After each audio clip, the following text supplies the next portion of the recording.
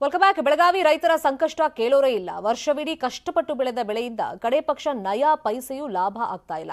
ಈಗ ಆ ಬೆಳೆ ಜಾನುವಾರುಗಳ ಪಾಲಾಗಿದೆ.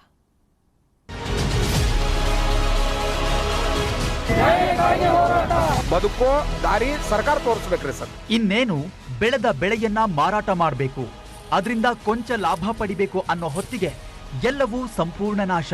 ಹಾಗಂತ ಇದು ಜಾನುವಾರುಗಳ ದಾಳಿಯಲ್ಲ, ಬದಲಿಗೆ ರೈತನೇ ತಾನು ಬೆಳೆದ ಬೆಳೆಯನ್ನ ಜಾನುವಾರುಗಳಿಗೆ ಮೇಯೋದಕ್ಕೆ ಬಿಟ್ಟಿದ್ದಾರೆ.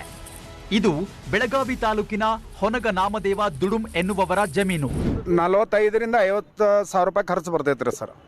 ಮುಂದೆ ಈಗ ನಾವು ಎಲ್ಲ ಅದನ್ನ ಮಾರಾಕ್ ಹೋದ್ರ ನಮಗ ಈಗ 80 ಪೈಸೆ ಕಿಲೋ ಹೊಡೆದ್ರ ಸರ್ 5,000 ರೂಪಾಯಿ ಆಗೋದಿಲ್ರಿ. ನಾವು ಹೆಂಗ್ ಬದುಕಬೇಕ್ರಿ? ಮುಂದೆ ಅದನ್ನ ನಾವು ಟ್ರ್ಯಾಕ್ಟರ್ ಹೊಡಿಬೇಕ್ರಿ, ಇಲ್ಲತ್ತು ದನಗಳು ಮೇಯಿಸ್ಬೇಕು, ಇಲ್ಲತ್ತು ಕುರಿಗಳು ಮೇಯಿಸ್ಬೇಕ್ರಿ. ಮಾರ್ಕೆಟ್ದಾಗ ಬೆಲೆ ಅಂತೂ ಕೇಳ್ದಂಗ್ರೆ ಅವ್ರು ತರಬೇಡ ಅಂತ ಹೇಳ್ತಾರೆ ಸರ್ ಅಂಗಡಿಯವರು. ಬಿತ್ತನೆ, ಟ್ರ್ಯಾಕ್ಟರ್ ಬಾಡಿಗೆ, ಗೊಬ್ಬರ, ಕಸ, ಔಷಧಿ ಹೀಗೆ ಎಲ್ಲ ಸೇರಿ 40 ರಿಂದ 50 ಸಾವಿರ ರೂಪಾಯಿ ಹಣ ಬೆಳೆ ಬೆಳೆಯಲು ಖರ್ಚು ಮಾಡಿದ್ದಾರೆ. ಪ್ರತಿ ಕೆಜಿಗೆ ಮಾರುಕಟ್ಟೆಯಲ್ಲಿ ಕ್ಯಾಬೇಜ್ 80 ಪೈಸೆ ಬೆಲೆ ಇದೆ.